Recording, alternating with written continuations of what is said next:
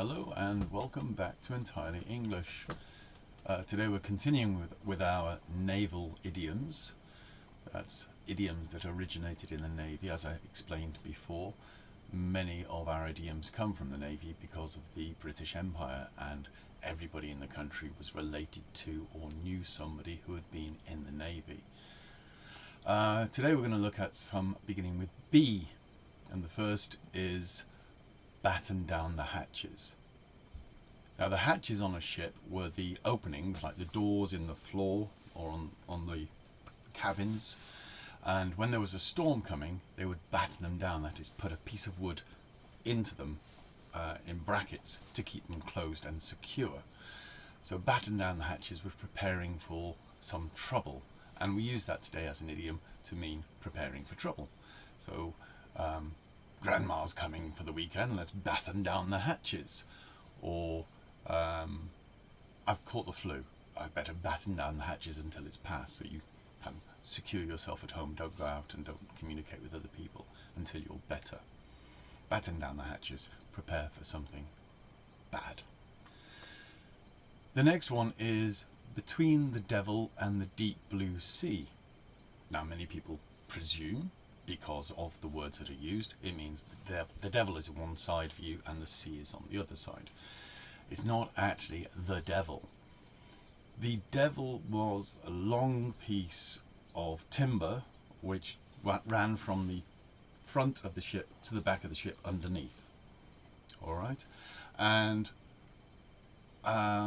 there's another idiom which we'll do in a future letter of the alphabet, where people have to take care of this piece of timber because obviously it leaked. But in this one, between the devil and the deep blue sea, some people say it's because you had to go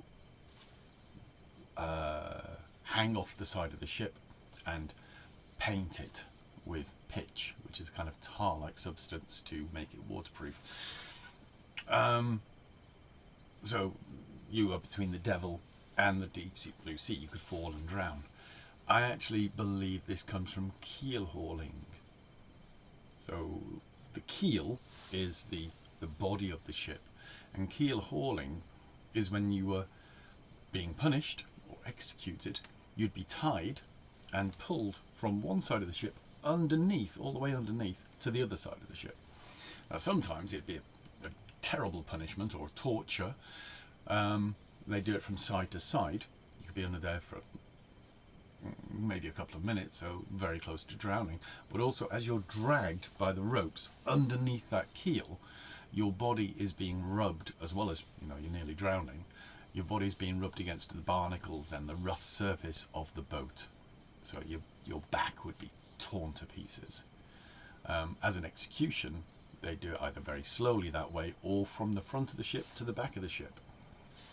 So basically you became shark food.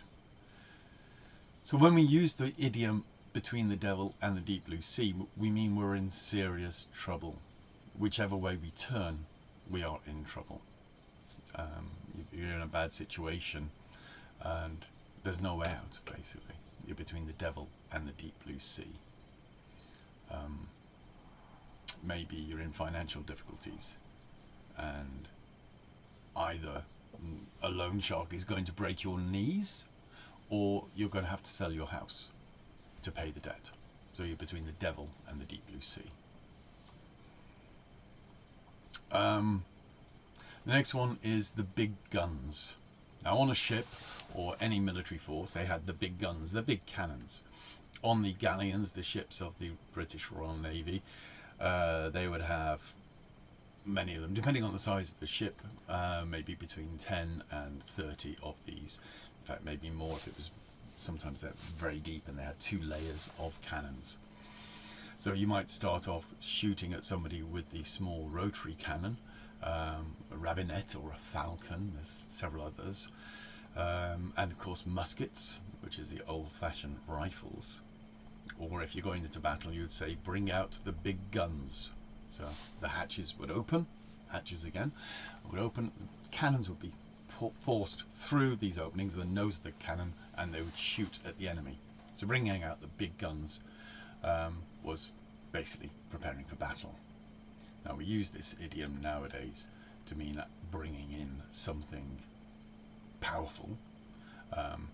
Maybe your company is in difficulty and you'll bring out the big guns, which means you'll hire a very powerful corporate advisor, a consultant.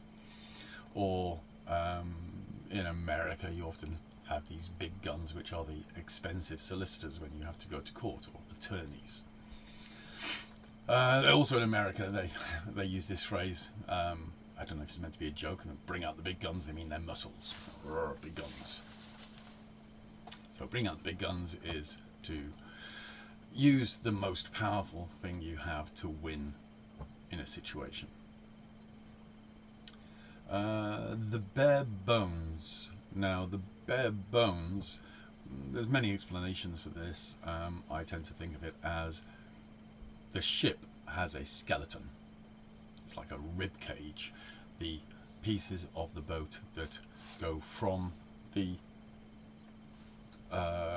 Devil around the keel, to which the boards were fastened to make the body of the ship.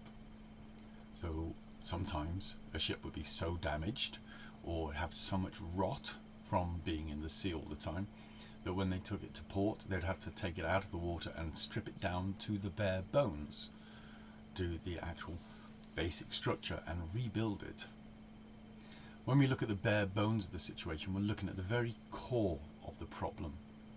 We need to get down to the bare bones. We need to find out what is the root of this issue. You know, it's stripping away all of the excess and looking at the very, very core. Alright, and the last one I want to do for today is a bit of a naughty one. It's broad in the beam.